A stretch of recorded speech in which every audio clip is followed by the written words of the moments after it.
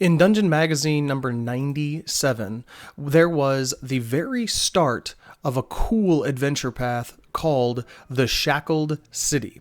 The very first issue of this is called Life's Bazaar, and funny history about D&D here, Paizo Publishing wrote all of the adventure modules that are in this whole adventure path, which actually takes characters from first level all the way up to 20th level. Now, this was written for D&D 3.5, and this was actually the kind of launches of Paizo, which was really cool because they later became Paizo Publishing that created the Pathfinder series, which is what I myself play, Pathfinder First Edition.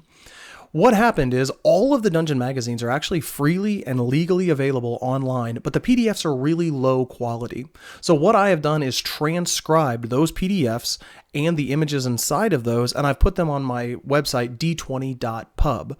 In this video, I want to talk to you about Life's Bazaar, that very first module a little bit, but one really cool thing about this, the whole reason I've done this, is because I intend to use this entire adventure path in my Ptolus game.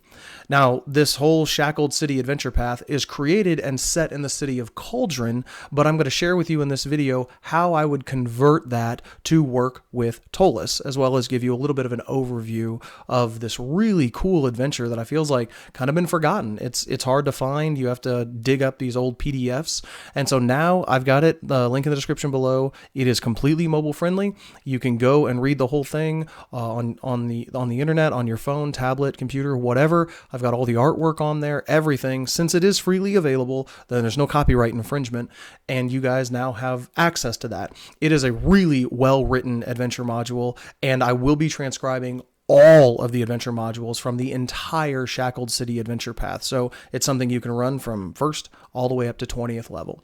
If you have no interest in Ptolus, then just click on the link below and check out Life's Bazaar, the adventure module. Read through that, see if it's something that'll work for you. If you are interested in converting this to work with Ptolus, then listen through, because I'm going to go step by step and show you each one of the pieces that you can kind of switch around and what new ones you should include or what you should change to something that's Ptolus specific. Hopefully this goes without saying.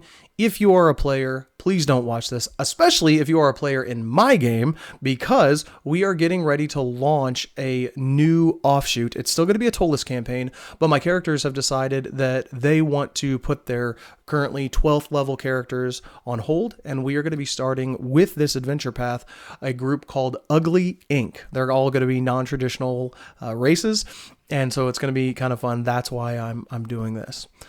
At the start, again, like I said, Life's Bazaar and all of the Shackled City take place in the city of Cauldron. If you want to use this in Ptolus, then it's pretty simple to change Cauldron to Ptolus. There is a 5th edition conversion on DM's Guild. I'll put a link to that below as well. So if you need to convert to 5th edition, otherwise everything is in D&D 3.5. And obviously that's really easy to convert to Pathfinder 1D. That's what I'll be doing. The beginning of this adventure is talking about the Lord Mayor, and then that there's this Lord Obius Valentru, who is actually a beholder. Now, the concept behind this is the beholder is kind of like the power behind the throne of the Lord Mayor of Cauldron. That doesn't really make sense for Ptolus, because Commissar Igor Ernst is that highest level in the city, and I don't foresee that he would be kind of controlled by a beholder. My thought behind this is simply to make the beholder more of a secret power, and either you can start their own noble house that the beholder could be a member of, or it would make perfect sense to make him a noble in House Abinar. House Abinar is the only noble house in the city of Ptolus that you can actually buy into. It's like 10,000 gold pieces, and now boom, you're a noble in House Abinar. The beholder, Orbis Valantru, he is maintaining a secret disguise, so where most people don't know he is a beholder, and he's kind of living that like dual life where he's disguised himself and transforms himself to look humanoid, and that way he can blend into modern society. Perfect to work with Ptolus. But then his beholder side, obviously he's involved in a whole lot of illegal stuff. He's got his own ventures, obviously. If you wanted to associate him with one of the existing criminal elements of the city, then the Killraven Crime League makes the most sense, because most of them are already monstrous races. You could potentially connect him with the Balakazars, but they're mostly a humanoid organization. They're already pretty established. And so you could either associate him with Killraven, or you could say he's even starting his own crime league up that's going to compete with Killraven, compete with the Balakazars and the other folks. That's entirely up to you, but I would probably associate him with Killraven or start my own. It doesn't make as much sense for the Balakazars. Now, the Church of St. Cuthbert, which is a D&D deity, is most prominently featured in this adventure module. Again, this is a super easy changeover for Ptolus to make them into Lothian. Just change anytime the St. Cuthbert Church is mentioned, just change that to the Church of Lothian.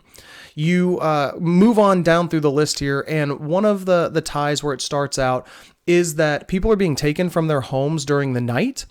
And if you are interested in running the Night of Dissolution adventure module, there are other queues where people are being stolen from the streets and from their homes for that. This would be a really cool tie-in to that adventure module where your characters could go down the Life's Bazaar path, but they could also wind up being stumbled upon or led into the Night of Dissolution through those kidnappings and people being stolen. Now, a major difference, and this could be a great point for your characters to pick up on or miss, is that all of the people who were kidnapped from Life's Bazaar, they were also robbed, whereas the cultists from the Night of Dissolution, they don't normally rob the people. They're stealing them off the street or whatever is easiest for them. So that'd be kind of a cool hook. If you don't want to use Night of Dissolution, then that's really easy. Moving down, we go into some of the bad guys and then the other NPCs. Forgive me if I mispronounce these. Obviously, D&D names are kind of tough. But they've got Kazmogen, who is actually a half-dwarf, half-troll slave trader. And they operate out of a stronghold, which, as part of the original city of Cauldron, it's all in an inactive volcano. Obviously, that's not Ptolus, but what happens is they talk about this stronghold called the Malachite Fortress is carved out of lava rock. You can either keep that and say maybe there's an underground volcano that created that, or you could simply just not say that it's carved out of lava rock and just say it is something that's in the Underdark, well beneath the city of Ptolus. Now, Kazmogen is running a slave bazaar where he's actually selling people into the Underdark. So his main focus of his slave bazaar is selling to Underdark denizens, right? Like the Drow and other people like that. Well, you've got two options. You can either have his slave bazaar be its own standalone thing, or you can tie it into the existing slave market of Ptolus. So you can either have it be completely separate. You could have two different slave markets, one which is focused on selling slaves back into the city. The Balakazars are tied into that. Or you could have this be a completely different one where this slave trade is specifically focused on selling under the city, right? Just down into people of the Underdark. That's up to you. For me, I would like to actually connect it with the existing slave market. That is because the Malachite Fortress has a fantastic map associated with it, which you can see at the link below. And there isn't an existing map for the slave market that's in Ptolus. My idea is I want to put those two together and basically have that one slave market have two different sets of customers, right? Underdark customers and people in the city. That way I now have a map that goes with the slave market.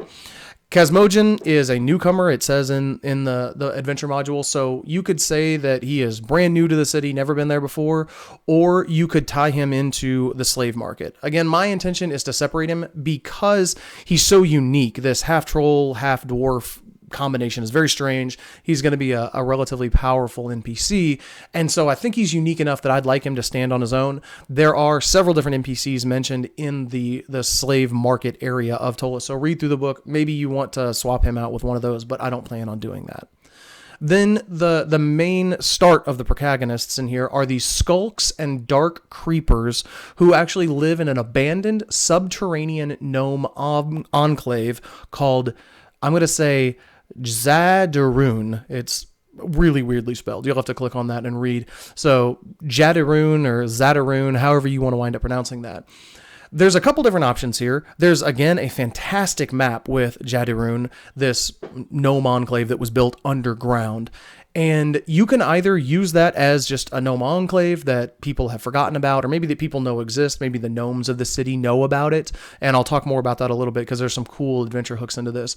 Or it would be relatively easy to change that to where it was simply a dwarven outpost of Dwarven Hearth. So if you're running a Dwarven Hearth focused campaign, this would be a great way for them to get first introduced to Dwarven Hearth. This would not need to be part of the actual Dwarven Hearth main city, but this could be like an outpost from Dwarven Hearth that's subterranean under the city, and it could all be relatively easy switched to being dwarves instead of gnomes. Or maybe the gnomes worked for the dwarves of Dwarven Hearth. It's up to you on how you want to connect that.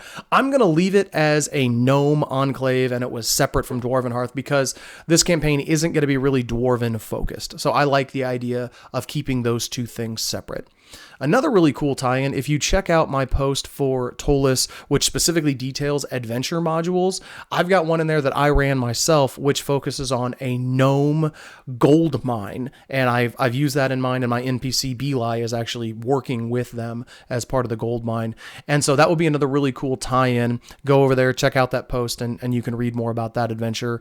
That would be a cool way if you wanted to tie that in. That's an extra offshoot. You could introduce that later. Maybe the gnomes that they work with say, hey, we've got these other gnomes that need help. Maybe you put the two pieces together and part of the gold mining operation is tied into that. I think that would be really easy. So go check that out. Now, there's regular people being stolen from the city, but then really the crux of the adventure is these 4 children who were stolen from the Lantern Street Orphanage. Now, you can either add the orphanage to Ptolus, just say it's Lantern Street Orphanage. You could change Lantern Street, obviously, to another street name in Ptolus, wherever you decide to put it. There is already an orphanage in Ptolus, and it's called Tenpin Children's Home. It's run by a nice cleric lady. It's just north of the Warrens. And so you could either use that one, or again, you could make the Lantern Street Orphanage, rename it, stick it somewhere else in the city, and keep those two pieces separate. But there is already that Tenpin's Children Home. It's already ran by a Lothianite cleric. And so it would be very, very easy for you to utilize that location. You can find that on my unofficial Ptolus website and click right on the link and see where that's located. A new NPC is Genya Uricus. She is obviously a St. Cuthbertian cleric, but very, very simple to change her to Lothian. Or again, if you want to change St. Cuthbert to a different deity, if you've got somebody else, one of the other deities in Ptolus or whatever that you're using, you could easily change this to them if you didn't want to use Lothian. You would very easily be able to use Luana Dramain of Tenpin's Children Home. So she is the person who actually runs that orphanage. You could change Genya to Lana and basically just swap those two out. Or you could say Luana, I should say, from the existing Ptolus could then have, Genya working for her or something like that. Another cool tie-in could be the cleric Sister Aga Mittermeier or the paladin Sister Clarissa Norand, both of whom are associated with Saint Laphist's Open Arms. Now, they are a cleric and a paladin of Lothian, but this is actually a location detailed in the Secrets of the Delvers Guild. If you haven't checked out this supplement, you absolutely should. There are some really unique extra pieces, locations, and NPCs in there, many of whom I've used in my campaign because they're just so well fleshed out. Again, Monte Cook Games is so awesome at giving us these things that we can use. Well, St. Laphist's Open Arms, you can also find that on the website. I've got a pin to it. It's actually like almost due south of where Tenpin Children's Home is, and it is like a soup kitchen. And so you can see the description of that. There is also a really cool additional adventure hook in St. Laphist's Open Arms, and it could be like kind of like a little side venture or something like that. My characters have encountered that, and they have handled it in a really cool way. So read that, check it out. Like I said, you can either create Genya as a new NPC and use her. She could be working for Luana. You could have her as part of, her own orphanage association. Whatever you want to do, either way, that would be good. I am planning on, just to make my life easier, I am planning on making her a Lothianite cleric who is working with, I'm going to use the Tenpin Children's Home. So that's my plan, that she is basically just working with them, but I want to keep her name because it's going to make my life a little bit easier. One of the other people that you're going to encounter is Keegan Gelv, who is a gnome locksmith. Now, again, you can create him as a new NPC with his business, which is Gelv's Locks. And you could also use, there is a locksmith in Ptolus called William Barrow, and he owns William's Keys. Again, you can find that on the website below. I am probably going to go ahead and create Keegan's business as a separate locksmith. There's no reason that there couldn't be 2 locksmiths in a city as huge as Ptolus. It's also mentioned in the adventure that locksmith created like most of the locks in the city. Again, I find that really unrealistic with how big Ptolus is. Cauldron is way smaller than Ptolus. And so I think it's really simple. I'm just going to make him as a new location and a new NPC in Ptolus. And basically that he is working together with the skulks, and they're kind of blackmailing him to get him to do what they want. And that's part of that is that he has made a master key that allows them to break into the locations that he's created the locks for. It works perfectly that instead of he's made every lock in Ptolus, right, that they can just target the locations he has made locks for. Again, Ptolus is so big, this is relatively easy to tack together. One of the campaign seeds is Lord Valentru, who is the Beholder. He turns people to stone who threaten him, and this could easily be used as any other group of delvers in the city, right? It talks about that he monitors the powerful up-and-comers in Ptolus. Well, again, there's so many powerful people in Ptolus that it doesn't make sense that he would challenge all of them, but I think it makes a lot of sense that he would challenge those who are coming after him. And so you could seed mentions of groups disappearing in the labyrinth, or you could even mention that this group was like recognized by this fake noble of House Abenar that everybody thinks is a real noble, and he felt threatened. They like got too close to his business, and they maybe challenged one of his other ventures or something like that. Maybe he sold one of their friends into slavery and they went after him. So it'd be really cool that instead of him just like attacking them and killing them, that what they say is he actually makes these effigies to them, that he makes these statues to honor them, and he has all these statues in his home and in his office.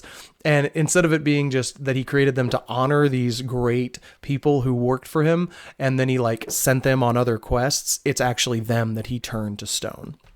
That'll be kind of a cool campaign seed. But again, it would be great if you had an NPC that your people had talked to, and then they run afoul of this guy, and then they're like, oh, they left the city to go do something important, never to be seen from again. There is another new organization of the Cage Rights and the Shackleborn. They're this evil organization. They're kind of cultish. So again, this could be an interesting kind of interweaving with the Night of Dissolution. And what they're trying to do is their goal is to use the city to make it into a gate city to a place called Sarceri or Carcery, however you want to describe that. You've got a couple different options. If you are using the Ptolus prison plane aspect, then obviously they're not going to be able to create a gate to a completely different plane of existence. But if you're not going to use the prison plane, this is perfect. You can just directly rip it off and say, okay, they're trying to create this gate into this abyssal location, right? If you don't want it to be that, then you could also very easily make this like a limited demi-plane that was created, and all of these like demon hordes are trapped in that demi-plane, which again would be a demi-plane as part of Ptolus, not like the actual abyss. Again, the other thing that you could do is maybe they're trying to open a big gate and there's a big group of demons. Again, if you're using the Night of Dissolution, that they feel like that big thing is coming. Maybe they're willing to come in and they want, greater connection between there, because they can come to the world of Primal. They just can't leave it. So that would be something kind of interesting that they're making that connection or something. Another new organization is called The Last Laugh, which is a local guild of thieves. Again, this could either be a new group that you create and introduce, or you could tie them into the Long Fingers Thieves Guild. It's entirely up to you. Again, my plan is to introduce them as a new band of thieves that they're basically like they go up against the Long Fingers Guild, and they're nowhere near as big or established. So this could be also something like if you have a less good aligned campaign, maybe your people are members of the Long Fingers Guild, and then the Last Laugh is an organization that they're going up against, or vice versa, right? You could have your people, you're going to fight the Last Laugh, so it's much less likely that they would just join them or be a member of them. But like I said, my plan is I'm going to make them another thieves guild that's going to actually be in conflict with the Long Fingers Thieves Guild. There is the Church of St. Cuthbert on Obsidian Avenue. You can basically change this to any of the Lothianite churches. I wouldn't recommend using the huge church that's actually in the Temple District, but there are Lothianite churches all over the place. And again, you could tie this right back into the St. Lefet's Open Arms. Basically, it's just the church location where the cleric is, who contacts the player characters and asks them to start to, look into the children that were stolen. They talk about the main cleric that contacted them is kind of running things because their like high priest, their big boss, is off doing something else in a different city. So Jenya is like running things in their absence of Sarkum Dalasharn. Again, forgive me if I mispronounce these, but again, it doesn't make sense to make that the high priest of Ptolus, right? The 20th level cleric in Ptolus. It doesn't make sense that that's who it is. So again, I would just say, I'm going to create her. I'm going to tie her into one of the other churches and just say like the priest that runs that church, that she's like the second in command just under that one church that's under the whole umbrella of the Lothianite church. That's who I'm going to make her. And then her big boss, who is going to show up in the next part 2 of the Shackled City, which is called Flood Season. And so they come back. So I want to make sure to like seed that person, introduce them. You could change this to like one of the other religions or one of the other high priests, but there's not a ton of those that are defined in Ptolus. So to me, I just want to use them as new, fresh NPCs that I can tie in and just say this church, and then they work there. There is also another new organization called the Striders of Farlangen, and there's 2 new NPCs. Again, my plan is not to tie that into an existing organization. I'm just going to say this is a new organization that the people, it's kind of new. They haven't really heard of them, and so it's somebody that they're just kind of flowing below the radar. It's a relatively small group in even the Life's Bazaar module, and so it's really easy that you would be able to then just say this is a newer group, or they just moved to the city because of the other people, the Cage Rights and Shackleborn. And that's something else, right? There is also an inn that is mentioned in there. There are so many inns that are in Ptolus that you could change those out. I am probably going to create this one as its own and move it a lot closer to the Warrens. So putting it in like the far end of the Guildsman district, just because my current players spend so much time in Midtown. I want to have a new inn in a new location with a map that I can put farther away from that, just to have some separation between these 2 concurrent groups that'll be existing in the city. Another really cool feature of this is Zadirun. I guess that's how I'm going to pronounce it, Zadirun. This gnome enclave, they were creating magic items. Now, it said like it stopped 75 years ago or something like that. And one of the cool things about that is there is this vanishing, which is associated with this gnome enclave. You'll want to read more in the adventure about that. The vanishing is essentially where anybody that puts on one of these tainted magic items will eventually start to disappear. And so this would be a really cool thing to tie in. Again, if you're going to use the Dwarven Hearth thing, that you could say it's part of the whole like Dwarven Hearth curse, or you can have it just be a separate gnome curse.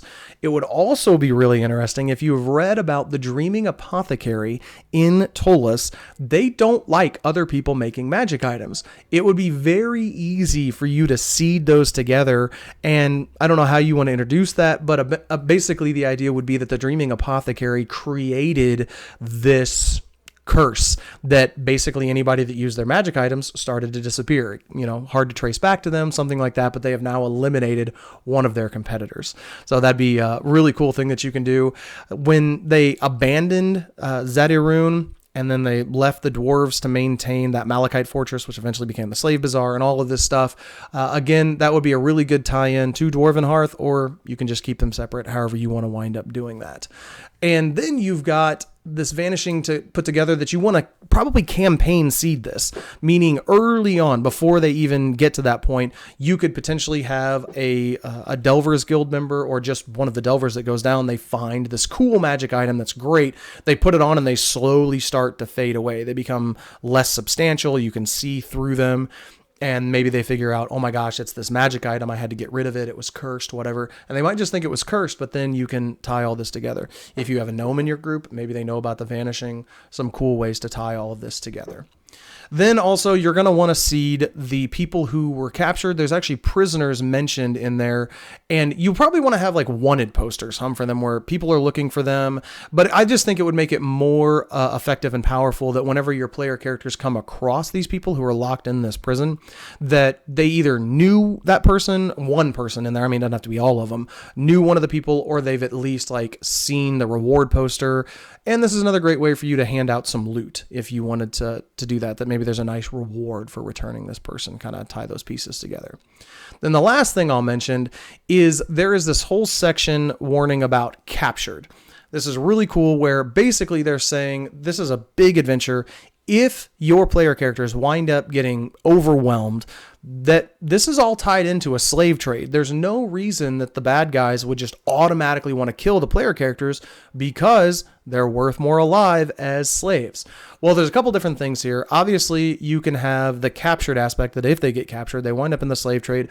Maybe your player characters have some friends that can come help them get them out, that then they owe a debt to. You can have another group of people coming to save one of the other people that's in the prison, and then they also help your player characters. Now they're in their debt. And something else that I think would work really, really well with Ptolus is that if you tied in the captured aspect to the beginning of the Out of the Abyss module, which is created for 5th edition, and it starts out as the player characters are in prison. So if your player characters run afoul, they get captured, potentially they could go through the slave bazaar, go through the slave trade, get sold to Drow, and then boom, you could start the Out of the Abyss adventure module as well. Now that would make it a little hard for them to finish the Life's Bazaar adventure module, but maybe they come back to that, or maybe somebody else winds up taking care of that, or your player characters just wind up being another one of those casualties. So I'm really excited to get to do this. I love that they created this. I'm sad that basically Paizo and WotC, who was making the magazine, just kind of abandoned this thing. So I hope this gives some new life. It is a great, great story. Everything will be transcribed for the entire adventure path for the Shackled City, and I'm going to make more of these videos telling you how you can adapt those pieces to work with Ptolus. Again, if you don't want to use Ptolus at all, totally fine. It can all stand alone. Cauldron is actually mentioned. It's part of Greyhawk, so you can dig into that and put it in your campaign world, make it your own city, however you want to do. But I'm really excited about this. We don't know quite how long it's going to be till we start actually using this, but I'll definitely be giving you guys updates through my play-by-post campaign. If you are the most awesome person on the world, then you're already my Patreon. If you're the next most awesome person, then you'll become one of my Patreons. I'm not doing anything Patreon specific. I'm just trying to create awesome resources for you folks. So check out all the links below with the locations to go to d20.pub and the Ptolus website. Check all of those out. If you're a big Ptolus person, then check out our Ptolus Discord and do all the YouTube stuff. Everybody else tells you to do it, so I don't need to. Until then, stay out of the shadow of the Spire.